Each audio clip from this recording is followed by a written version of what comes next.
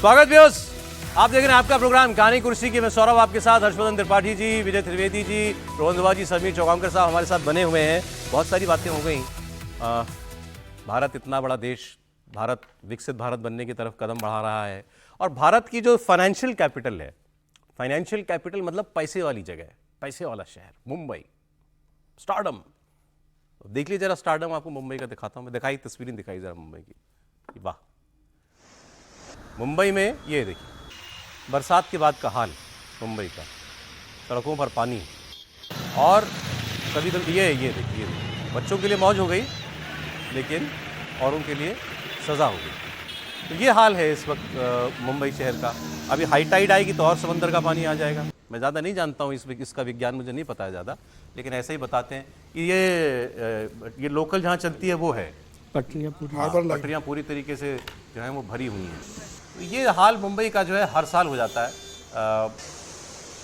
लेकिन इसके लिए क्या है, इलाज क्या है इसका, क्यों है ये तस्वीर हर बार हमको क्यों दिखानी पड़ती है आपको? समीर जी, आप बता रहे थे 50,000 करोड़ का बजट होता है पीएमसी का। बिल्कुल। और देखिए, जब शिवसेना और भारतीय जनता पार्टी का लगभग 20 साल से यहाँ गठबंधन के बीएमसी पे कब्जा रहा है इन लोगों का, मेयर शिवसेना का ही मेयर रहा है। शिवसेना का तो बैकबोन है और लाइफलाइन कहते हैं कि शिवसेना की लाइफलाइन तो बीएमसी रही है। शिवसेना के जितने शाखा प्रमुख रहे सब बीएमसी में ठेकेदारी करते रहे और शिवसेना का आर्थिक स्रोत तो बेसिकली बीएमसी से जुड़ा रहा। 2001 और 2002 में जब वहाँ पर भारतीय जनता पार्टी की सरकार थी, नारायण राणे मुख्यमंत्री बने थे बाद में मनोहर जोशी के बाद, उस समय स्पेशल फंड आया था फॉरेन से, बीएमसी के पास आया था। स्टेट गवर्नमेंट ने भी दिया था, सेंट्रल गवर्नमेंट ने भी दिया था। अटल बिहारी वाजपेयी प्रधानमंत्री थे तब। वहाँ की पानी की समस्या का निजात करने के लिए 10,000 करोड़ रुपया सैंक्शन किया था कि सारी पाइपलाइन आप बदल दो पूरी, जहाँ से पानी निकलता है। लेकिन वहाँ पर सिर्फ 20% पाइपलाइन बदली गई, 80% का बदला नहीं गया। पैसा कहाँ गया ये किसी को खबर नहीं। कितना पैसा आया था? 10,000 करोड़ रुपया दिया था पूरी बंबई के। और एक ही काम होना था पाइपलाइन, सिर्फ पाइपलाइन का, क्योंकि अटल बिहारी वाजपेयी ने कहा था कि बार बार जो बंबई की दिक्कत हो रही है, आप इसमें करो। 10,000 करोड़ रुपए 20 साल पहले आए थे, 20 साल पहले 10,000 करोड़। बिल्कुल, कितनी कीमत थी। और पूरा बंबई का उन्होंने कहा था कि पूरा पानी का सीवेज सिस्टम में ऐसा व्यवस्था कर दो कि पानी कभी नहीं रुके। और उस समय बीएमसी कमिश्नर, वहां के मेयर, वहां के कई नेता लोग लंदन गए थे कि लंदन में इतना पानी पड़ता है और लंदन में पानी इकट्ठा क्यों नहीं होता। तो लंदन में जो पानी निकासी का सिस्टम है वो सिस्टम मुंबई में लागू होने वाला था बीएमसी के द्वारा। सब विजिट करके आए, बढ़िया लंदन घूम के आए, 15 दिन स्टडी करी, घूम फिर कर आए। यहाँ पर आके नील बटे सन्नाटा। सिर्फ 20% पैसा खर्चा हुआ। उसके बाद जो पाइपलाइन डली थी वो 6 साल के अंदर पूरी टूट के अलग हो गई, जो 50 साल की गारंटी थी। हमारे ऊपर ही बादल उड़ रहे हैं भाई, बहुत। तो ये हालत है बंबई की। बंबई में लगातार हजारों करोड़ रुपया सैंक्शन होता है, वो पैसा कहाँ जाता है, बिल बनते हैं, पैसा ठेकेदारों को जाता है। ये एक बहुत बड़ा करप्शन का रैकेट है मुझे लगता है। छतरी लगा लीजिए, बरसात हो रही है। तो मुझे लग रहा है कि अब सरकार को देखना चाहिए कि भाई बीएमसी में वहां से हटाए और सेंट्रल गवर्नमेंट अपने हाथ में वहां पर ले। अभी फिलहाल तो कमिश्नर का वहां भी कोई मेयर है नहीं वहां पर। ये बड़ी, हाँ, ये अच्छा भाई। इलेक्शन क्यों नहीं हो रहा बीएमसी का? चुनाव क्यों नहीं हो रहा बीएमसी का? कब से ड्यू है सर? 2 साल होने को। 2 साल। अब ये जैसे आप हम दिल्ली में बैठे हैं, एमसीडी होती है, एमसीडी का इलेक्शन जब होगा ना, यहाँ भी वैसे कई बार उसको, इस बार इलेक्शन को बहुत डिले किया गया था। आप 2 साल से इलेक्शन क्यों नहीं करवा रहे? क्या वजह है भाई? जो होगा, आप कोई हारेगा कोई जीतेगा, इलेक्शन तो करवाओ। और इलेक्शन क्यों जरूरी होता है? आपका रिप्रेजेंटेटिव जाता है उसके अंदर, बिल्कुल जनता का रिप्रेजेंटेटिव जाता है, तो उसकी जवाबदेही होती है। आपका अगर मेरा पार्षद होगा, मेरे इलाके के अंदर कूड़ा नहीं उठ रहा है, मेरे इलाके के अंदर अगर आवारा पशु ज्यादा हो गए तो मैं उसको बोलूंगा, वो काम करवाएगा। वहां आपने वो सिस्टम ही खत्म कर दिया, वहां केवल अफसरशाही चल रही है। यही ना बात सर? बिल्कुल, तो अकाउंटेबिलिटी खत्म हो गई ना। अकाउंटेबिलिटी खत्म हो गई। देखो, सरकारी आदमी काम कर रहा है बस। इलेक्टेड रिप्रेजेंटेटिव का मतलब है कि अकाउंटेबिलिटी है। यदि आप सवाल कर सकते हैं उससे कि क्या गड़बड़ हो रहा है, और अफसरों को लेकर बार बार बात होती है। लेकिन जो महत्वपूर्ण है, बीएमसी को एक तो समझने की जरूरत है कि बीएमसी शिवसेना की लाइफलाइन है। समझे मतलब क्या हुआ? जब पैसा मिलता है वहां से, क्या मिलता है, क्यों है? पैसा ही मिलता है। अब आप समझ लीजिए कि क्या मिलता है। जब 50,000 करोड़ रुपए वहां पर आते हैं और 10,000 करोड़ रुपए आए जिसका पता नहीं है, तो क्या हो रहा है क्या नहीं हो रहा। लेकिन मुंबई को भी समझने की जरूरत है कि यदि मुंबई को आप शहर को समझेंगे तो वो एक सीधा शहर है, दिल्ली की तरह से गोल शहर नहीं है कि यहाँ पर 50 रास्ते होते हैं, बड़ी चौड़ी सड़कें होती हैं। वहाँ यदि आप चलेंगे तो पूरा सी साइड एक साइड होता है, और जैसे जैसे बारिश होती है उसी समय हाई टाइड भी चल रहा होता है, तो वो पानी जो सड़कों का है वो उधर नहीं जा पाता, इसलिए भी पानी का भराव ज़्यादा होता है। लेकिन इन सब का कोई ना कोई तो इलाज होगा। बिल्कुल होगा। वो इलाज पर हमारे राजनेता जो कोई भी पार्टी के रहे हों, कांग्रेस बहुत लंबे समय से रही, शिवसेना तो बहुत लंबे समय तक वहां पर रही है, और हैरानी यह कि शिवसेना की लाइफलाइन बीएमसी भले ही हो, लेकिन शिवसेना की लाइफलाइन मुंबई भी है, और मुंबई के लोग तो सवाल करेंगे ना शिवसेना पर। बिल्कुल। फिर भी ये काम नहीं हो रहा, ये बहुत महत्वपूर्ण है। और 2 साल से जो चुनाव नहीं हो रहे, वो आप सवाल बड़ा खड़ा ही कर रहे हैं कि क्या क्या हो रहा है। हालांकि मुंबई की पॉलिटिक्स तो इस समय ऐसी हो गई है कि बिना बारिश के भी आपको समझ में नहीं आएगी कि कहाँ पर क्या है और अब कहाँ आपने भरा कहा हुआ। शिवसेना की लाइफ लाइन, तो अब तो कौन सी वाली शिवसेना की लाइफ लाइन है रोहन, ये भी नहीं समझ में आएगा। नहीं, और सौरभ मुझे लगता है कि जो ये लोग बात कर रहे हैं ना, सबसे बड़ी बात यह है कि 2 साल 50,000 करोड़ का 55,000 करोड़ का बजट है। 45,000 करोड़ का 2022 में था, 23 में 10,000 करोड़ बढ़ाया है। 55,000 करोड़ को खर्चने के लिए आपको कॉर्पोरेटर्स तो चाहिए ना। तो कॉर्पोरेटर्स के बिना, ऐसे नहीं कि बीएमसी, बाकी 22 म्युनिसिपल बॉडीज भी हैं महाराष्ट्र में जहां पे चुनाव नहीं हुए हैं, तो कॉर्पोरेटर्स जब तक कि ग्रीवेंसेस नहीं लेके आएंगे लोगों के, तो आप कहां पे खर्चेंगे पैसा। तो 55,000 करोड़ पे किसी के पास में, रिचेस्ट बॉडी कहते हैं उसे, रिचेस्ट बॉडी, इंडिया की रिचेस्ट म्युनिसिपल बॉडी है, 55,000 करोड़ के ट्रेजरी के ऊपर बैठी हुई है। इतना पैसा आपके पास में टैक्सेस में कलेक्टेड है कि आपने बजट एलोकेट भी कर दिया, टैक्सेस से, डेवोल्यूशन से, इतना आपने म्युनिसिपल यूएलबीज जिसे कहते हैं, अर्बन लोकल बॉडीज, उसका जो एक बजट और डेवोल्यूशन ऑफ टैक्सेस का, आपने वो सारा का सारा बजट एलोकेट भी कर दिया। उसके बाद खर्चने के लिए आपके पास में कॉर्पोरेटर ही नहीं, तो आप कहां पे खर्चेंगे। गजब है। अच्छा, एकनाथ शिंदे, मैंने आपको बताया बीएमसी कंट्रोल रूम गए थे वहां जायजा लेने के लिए, और उनका एक हमारे पास उनका बयान भी है, सुना देते हैं मुख्यमंत्री जी क्या कह रहे हैं। बारिश का इतना ही मैं कहता हूँ, इसमें कोई राजनीति ना लाए। ये राजनीति करने का समय नहीं है, ये लोगों को मदद करने का समय है। अभी लोगों को जहाँ फंसे उनको रेस्क्यू करने का समय है, रोड का पानी कम करने का समय है, और इसमें सभी लोगों ने मिलकर काम करना चाहिए। राजनीति के लिए तो बहुत विषय है, ये राजनीति का विषय नहीं है। और बारिश इतनी तेज गिरी है, तो ये तेज बारिश गिरी है, ये इससे पहले जो आज हम लोग उपाय कर रहे हैं 2 साल में शुरू किए, वो तो पहले होने चाहिए थे। ये 7 STP, micro tunnelling, holding pond, ये सब कभी हो गए। ये टीका करना, आरोप करना तो ठीक है, लेकिन हमने आज कंक्रीट के रोड बनाने का काम शुरू कर दिया इधर बीएमसी में। इतने साल क्यों नहीं किया? इतने साल क्यों गड्ढों का सामना करना पड़ रहा है? आज जो होल्डिंग पॉन्ड के वजह से मिलन सबवे, हिंद माता, अंधेरी का, इसमें अभी आप देखो हमेशा पानी रहता था, आज उधर पानी नहीं है होल्डिंग पॉन्ड की वजह से। ट्रेन के ट्रैक के नीचे माइक्रो टनलिंग पहली बार हुआ है। तो ये भी देखो ना कि ये पहले कितने साल पहले होना चाहिए था।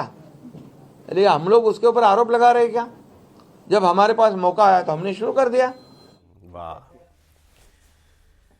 भाई, एक लेकिन समीर बिहार साहब में, एक बात बता सर एक सेकंड, बिहार में पुलों ने खुदकुशी जब की थी, तो वहां जो सत्ता में मंत्री साहब हैं, उन्होंने कहा था कि ये 18 महीने ये विभाग जो है आरजेडी के पास था, तेजस्वी यादव के पास था, उनसे पूछो।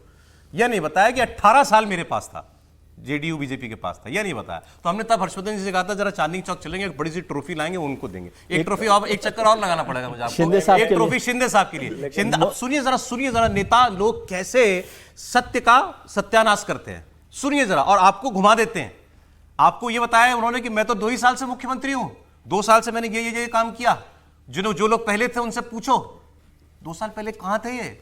2 साल पहले ये ओरिजिनल शिवसेना में थे। शिंदे साहब कब से शिवसैनिक सर है? ये मंत्रालय इन्हीं के पास था, अर्बन डेवलपमेंट इन्हीं के पास था। इन्हीं के पास, अच्छा ये विभाग भी इन्हीं के पास था। अर्बन डेवलपमेंट ये इन्हीं के पूरे पास था। 5 साल से सरकार में है। अर्बन डेवलपमेंट एकनाथ इन्हीं के शिंदे पास था। 5 साल से सरकार में, इससे पहले जो कांग्रेस और एनसीपी के साथ सरकार थी, तब तक तो ये टूटी नहीं, पुरानी शिवसेना में थे ना। हाँ, अर्बन डेवलपमेंट के मिनिस्टर यही थे 5 साल से। उससे पहले शिवसैनिक हैं, तो अभी आपको इन्होंने बता दिया, दशकों से शिवसैनिक ही चलाते हैं बीएमसी को। सर वो क्या बात कर दी इन्होंने? ठाणे की जो उनसे ठाणे पूछो जाकर के म्युनिसिपल जरा, जो लोग पहले सर, थे, और तुम ही थे पहले सर यार। एक महत्वपूर्ण बात, टीएमसी ठाणे म्युनिसिपल कॉर्पोरेशन तो 20-25 साल से एकनाथ शिंदे चला रहे हैं, और पिछले साल का वो फोटो दिखाना चाहिए कि ये अपने घर से नाव में निकल रहे हैं, पानी भरा हुआ घर से नाव से निकल रही है। कैसे सफेद झूठ। ठाणे तो उनके पूरा क्षेत्र है, उनका इलाका है। सुन जी, मुझे लगता है हर्षवर्धन जी के साथ आप 2-3 ट्रॉफी मंगवा लीजिए, नहीं, बहुत नहीं, काम देरी आएगी। पड़ेंगे मैं बहुत तो उसके आगे की बात कर रहा हूँ। मैं कह रहा हूँ कि आप चक्कर में मत पड़िए, नहीं तो पता चलेगा कि इंडिया टीवी का पूरा बजट ट्रॉफी में ही चला जाएगा। वही मैं कह रहा हूँ कि 2-3 नेताओं ट्रॉफी। की बेशर्मी और नेताओं की किसी भी बात को किसी भी तरह से ले कोरा जाने की झूठ, क्षमता है, कोरा झूठ। विशुद्ध झूठ, वो तो उनके लिए सामान्य है ना। पता चलेगा कि उनकी ट्रॉफी के चक्कर में हम लोग यही करते रह जाएंगे और फिर किस पे नहीं देंगे। और कुछ बातें जरूर समझनी चाहिए, मुंबई में जगह नहीं बची है, मुंबई सांस नहीं ले पाती, और चूंकि संयोगवश 4 साल मैं वहां रहा हूं मुंबई में, और उसके बाद जब मैं गया तो सींग की तरह निकल आई 2 नई बिल्डिंग। आपने जो बमुश्किल, मतलब जिसपे अगर 2-2 गाड़ियां चलें, उस रास्ते पर आपने 101 मंजिल की एक बिल्डिंग बना दी, सबसे ऊंची। मतलब मैं कोई ऐसा नहीं कर रहा हूं, लोढ़ा जी को नहीं, लोढ़ा जी तो 101 बनाया, बड़ा अच्छा है। पूरे रास्ते पर आपको सिर्फ बिल्डिंग दिखेगी, कोई वहां निकासी का प्लान है ही नहीं। वो कहते हैं ठीक है भाई, पैसा आएगा, पैसा लोग कमा रहे हैं, किसी मुश्किल में गए लौट के चले गए। और सबसे जो रिचेस्ट म्युनिसिपल कॉर्पोरेशन है, वहां पैसे का ही तो सारा खेल है। वो कहते हैं कॉर्पोरेटर हो जाओ, ज्यादा अच्छा है।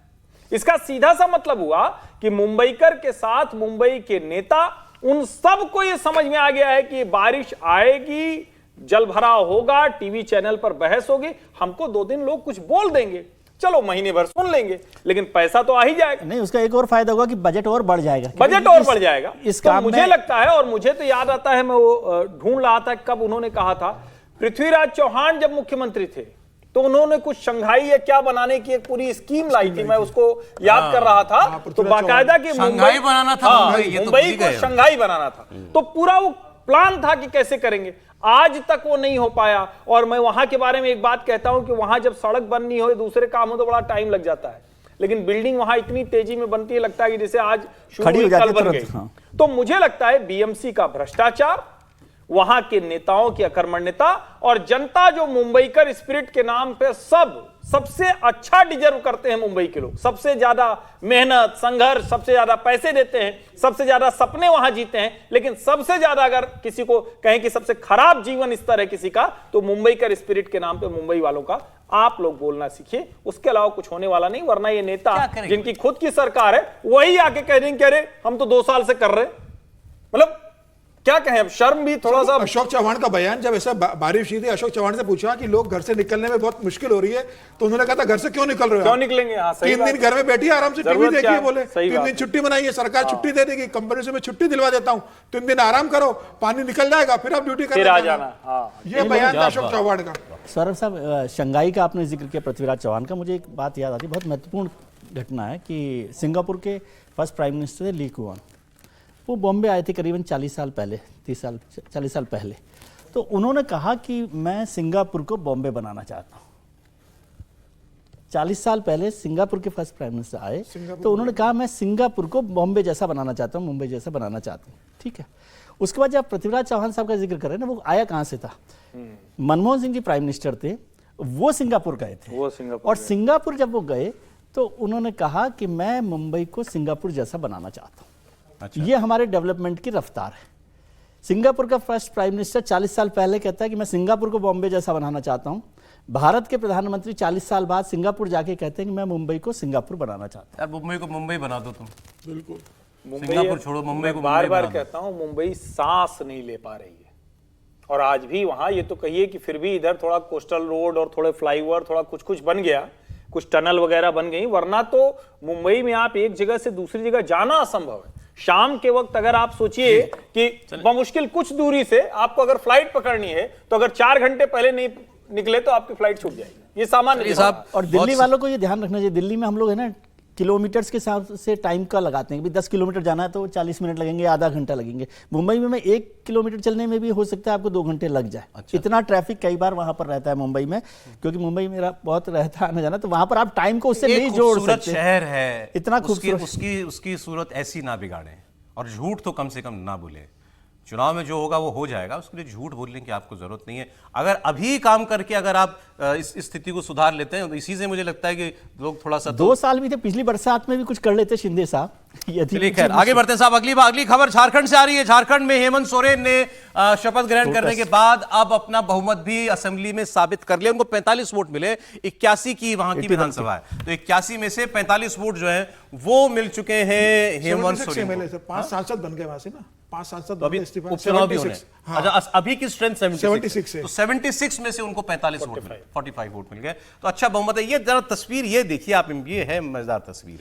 आजकल वो खुद गाड़ी चलाते हैं, पत्नी कल्पना जी हैं, वीडियो बनाती हैं, फिर वो क्या कहना चाहते हैं, मतलब कि अब मैं हूं ड्राइविंग सीट में, नहीं अच्छा है, अभी आजकल थोड़ा इसको कहते हैं कि हेप दिखने का प्रचलन भी है, तो ये भी अच्छा है। ये सब तस्वीरें तो अच्छी हैं। और भारतीय राजनीति में देखिए कई बार नेताओं को बड़ा एकदम कैसे कहेंगे ना, एक खांचे में, एक दायरे में डाल दिया, उससे थोड़ा सा एक अलग इमेज, ना खेले ना घूमे, अच्छी बात है। तो मैं मुझे अच्छा इससे याद आ गया, वो कौन सा था, नेदरलैंड्स के प्रधानमंत्री ना, नेदरलैंड के प्रधानमंत्री चुनाव हुआ, हार गए, और उन्होंने क्या किया, अपना जो आवास होगा या जो सरकारी घर होगा, व्हाटएवर जो उनका कार्यालय होगा, वहां पर जो जीते उनको ले जा करके सब अंदर सब दिखाया उनको, मतलब कि अब आप आइए, ये आपकी जगह, मैं जा रहा हूँ, अंदर बैठाया उनको, एक हथौड़ा सा रखते हैं हाथ में, वो उनको उन्होंने हैमर जो है, हैमर ठक ठक ठक जो अदालतों में होता है, वो अपने हाथ से उनको दे दिया। नहीं, ट्रांजिशन ऑफ पावर, अब आपके पास पावर है, बाहर निकले, साइकिल उठाई और चल लिए।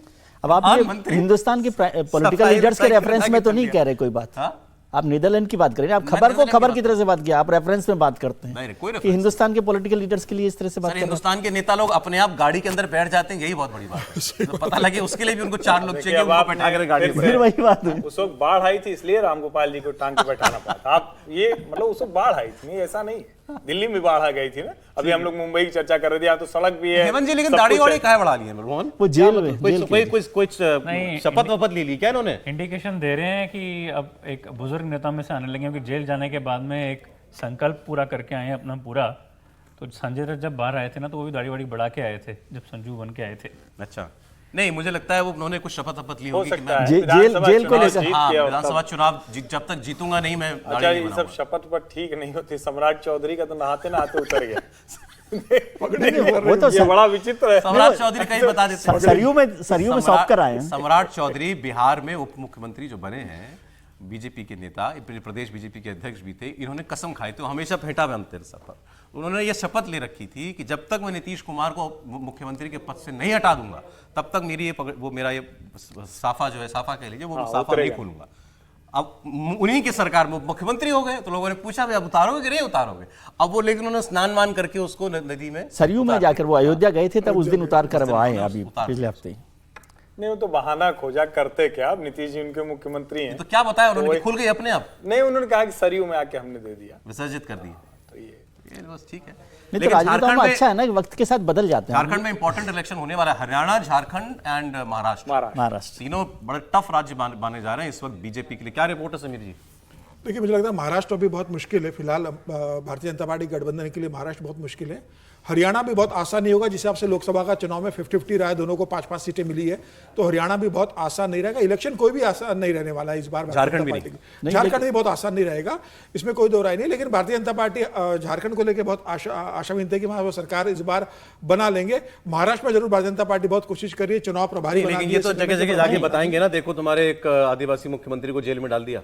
नहीं, लेकिन अब ये बात भी है ना कि चंपई सोरेन का रुख क्या रहता करेगी। चंपई सोरेन ने कल बोला कि मुझे सिर्फ 5 महीने काम करने का मौका मिला, मैंने बेहतर काम किया, मुझे और मौका मिलता तो मैं बेहतर प्रदर्शन करता। लेकिन समीर जी, आप थोड़ा सा, चंपई सोरेन भी एकनाथ शिंदे बन सकते हैं आने वाले समय में। उनको प्रपोजल दिए जा रहे हैं, प्रस्ताव दिए जा रहे हैं। अब उनको जो प्रस्ताव सूट करेगा, और जब सूट करेगा, हो सकता है वो पाला बदल ले चुनाव के पहले। फिलहाल तो अभी वहां पर मुख्यमंत्री बन गए हैं। समीर जी से एक सवाल, लेकिन आज महाराष्ट्र भी, मध्य प्रदेश में एक घटना घटी है। भारतीय जनता पार्टी ने एक ऐसे नेता को मंत्री बना दिया है जो कांग्रेस का विधायक है, उन्होंने इस्तीफा ही नहीं दिया था। रामनिवास रावत सुबह उनको शपथ ग्रहण हो गया है। कैबिनेट मंत्री की बजाय राज्य मंत्री की शपथ ली उन्होंने जल्दी। हालांकि ठीक है, कैबिनेट मंत्री की शपथ थी, राज्य मंत्री की शपथ ली, लेकिन उन्होंने इस्तीफा मंत्री बनने के बाद दिया कांग्रेस से। जबकि इस्तीफा तो पहले दे देना चाहिए था ना। जब पार्टी में हेमंत सोरेन का बयान भी है हमारे पास, माफी चाहता हूं, मैं भूल गया था, सुना दीजिए हेमंत सोरेन ने क्या बोला। सदन का पूरा कार्रवाई आपके समक्ष हुआ कि आज हम लोगों ने जो प्रस्ताव सदन में रखा था, उस प्रस्ताव पर चर्चा भी हुआ, और सत्ता पक्ष और विपक्ष की गिनती भी आपके सामने है। और मुझे लगता है संवैधानिक प्रक्रियाओं को हम लोगों ने आज 2019 से लगातार अपनी मजबूती से अपना प्रदर्शन किया है और संविधान का पालन किया है। वो बता रहे थे कि भाई हमारे पास जो है बहुमत आ गया है, तो अच्छी बात है हेमंत सोरेन का। बस मैं आपको चुनावी राज्यों की रिपोर्ट में पूछ रहा था विजय जी, मतलब थोड़ा सा शॉर्ट में, झारखंड, हरियाणा, महाराष्ट्र, तीनों ही टफ इलेक्शन है, बहुत इंटरेस्टिंग इलेक्शन हैं। अच्छा, महाराष्ट्र सबसे ज़्यादा इंटरेस्टिंग लगेगा। मैं तो समीर जी से ये समझना चाहता, इलेक्शन तो टफ है कि क्या रीअलाइनमेंट हो रहा है बिफोर इलेक्शन। असली बात तो वहाँ की ये है कि फिलहाल तो नहीं लगा, फिलहाल उद्धव ठाकरे को लग रहा है कि मैं मुख्यमंत्री बनने जा रहा हूँ इस बार, जो क्या वो तो नतीजे बताएंगे, लेकिन बहुत मुश्किल इलेक्शन है और भारतीय जनता पार्टी के लिए भी एक बड़ा टफ इलेक्शन होगा, जबकि वहाँ पर दो बड़े नेताओं को उन्होंने जिम्मेदारी दी है। तो मुझे लगता है कि किस तरह से वो काम कर सकते हैं। हरियाणा में किस तरह से काम कर रहे हैं, हरियाणा में कांग्रेस की लड़ाई को किस तरह से फ़ायदा उठा सकती है भारतीय जनता पार्टी, वो वहाँ पर देखना होगा। झारखंड में हेमंत जी आज भी 76 में से 45 आ गए उनके पास, तो वो उसको सस्टेन करते हैं कि नहीं करते कांग्रेस। मैं रुख बता दीजिए आप, मतलब चलिए हम लोग बीजेपी के हिसाब से अगर पूछें, हरियाणा टफ, हरियाणा टफ है, महाराष्ट्र बहुत tough, very tough, and Jharkhand Jharkhand हो सकता है कि कुछ ठीक से लड़ाई पॉसिबल लगता है। ठीक है, यही रोहन से मेरा इतना ही, क्योंकि समय भी अगर हरियाणा कंचनजुंगा तो महाराष्ट्र माउंट एवरेस्ट, इतना टफ होगा बीजेपी के लिए। दोनों टफ हैं, दोनों पर चढ़ाई है। हाँ, दोनों पर चढ़ाई है और झारखंड लेवल प्लेइंग फील्ड, बराबरी का मामला। ठीक है समीर जी। बिल्कुल बराबर है। महाराष्ट्र बहुत ज़्यादा मुश्किल है फिलहाल भारतीय जनता पार्टी के लिए। हरियाणा भी बहुत टफ है, वहाँ पर हुड्डा बहुत बेहतर करने की स्थिति में फिलहाल कांग्रेस वहाँ पर। और जहाँ तक झारखंड की बात है, भारतीय जनता पार्टी में सरकार बना लेगी इस बार, मुझे लग रहा है। झारखंड में आपको लगता है बीजेपी? हाँ, बीजेपी बना लेगी सरकार। अरे एंटी इनकम्बेंसी वाली भी बात है ना, दोनों जगह मतलब बीजेपी और अलायंस में, महाराष्ट्र में। ये भी कह सकते हैं एंटी इनकम्बेंसी भी है। पहले अपना मुझे बता दीजिए भाई, तीनों महाराष्ट्र को लेकर मैं कह रहा हूँ कि अभी तो मुझे त्रिशंकु दिख रही है, वहाँ किसी के लिए भी सरकार नहीं बनती। नहीं, तो फाइट में है, इसका मतलब अभी ये महायुति बहुत ठीक से दोनों, मतलब वहां का जो समीकरण है ना, वो अगर आप लोकसभा भी देख लें तो आपको साफ साफ समझ में आता है। अब जो रीअलाइनमेंट है, तो सही बात है अभी नहीं दिख रहा है, लेकिन कोल्हापुर में शरद पवार से पूछा गया कि उद्धव जी के चेहरे पर लड़ेंगे, तो शरद पवार ने कहा कि हम व्यक्ति के चेहरे पर नहीं लड़ेंगे, हमारी जो महाविकास अघाड़ी है उसके काम पर हम लड़ेंगे। तो संजय राउत ने कहा कि कोविड से लेकर हर वक्त तक उद्धव जी का चेहरा ही सामने काम आया। तो मैं सिर्फ ये बता रहा हूं कि अगर मुख्यमंत्री की कुर्सी है, सॉरी दोबारा बताएं, शरद पवार ने उद्धव ठाकरे के चेहरे पर ऐतराज जताया कि उनके चेहरे पर हम नहीं जाएंगे, संयुक्त जाएगा चेहरा। तो संजय राउत ने उस पर जवाब दिया था कोविड के समय में उद्धव जी का ही चेहरा था, सब कुछ मुख्यमंत्री के काम। झगड़ा लग गया क्या? अब मतलब राजनीति में तो ऐसे ही होता है, कुछ अच्छा बुरा ऐसे ही होता है, नहीं, ऐतराज नहीं होता, क्योंकि शरद पवार भी नेता है, वो किसी एक का नाम ले दें अपनी पार्टी से दूसरे का, तो वो भी एक मुश्किल काम होता है, लेकिन इसको ऐतराज के तौर पर नहीं देखना चाहिए, एक पॉलिटिकल स्टेटमेंट होता है। पवार भी आपदा में अवसर ढूंढ रहे हैं कि अपनी बेटी को लगा तो महाराष्ट्र तो मुझे लगता है बहुत बड़ा प्राइज है ना, बहुत बड़ा प्राइज किसी भी दल के लिए। बिल्कुल, मुझे लगता है देश में सबसे ज्यादा किसी राज्य में अगर आप देखें किसी रुचि होती है, ताकत लगानी पड़ती है। लेकिन मेरा अभी भी ये कहना है कि भारतीय जनता पार्टी वहां की सबसे बड़ी पार्टी है, उसके पास सबसे ज्यादा मत है, उसका रीअलाइनमेंट एक बड़ा मसला है, क्योंकि देखिए उसके ऊपर जो बर्डन है, उस बैगेज को अगर वो नहीं उतार पाएगी, देवेंद्र फडणवीस जिस तरह से कह रहे हैं उसमें शायद वो छोड़ने की स्थिति में नहीं है, तो मुश्किल हो गई। लेकिन कांग्रेस, शरद चंद्र पवार और उद्धव ठाकरे वो बहुत अच्छी स्थिति में, ऐसा नहीं है। हरियाणा भी किसी की तरफ जाएगा तो पूरा ही जाएगा। भारतीय जनता पार्टी को एंटी इनकम्बेंसी से जूझना है, और मेरा यह मानना है कि खट्टर जी को हटा के जो सैनी जी बनाया, वो बहुत अच्छा प्रयोग भारतीय जनता पार्टी का नहीं रहा। झारखंड बीजेपी की आने वाले कुछ महीनों में तीनों चुनाव है, झारखंड में बीजेपी की सरकार आ रही है, उसमें सरकार कंफ्यूजन नहीं दिखता। झारखंड को लोग बता रहे हैं कि हमारे यहाँ की पॉजिटिव बीजेपी के लिए, बाकी दोनों बहुत लंबी ऊंची चढ़ाई करनी है।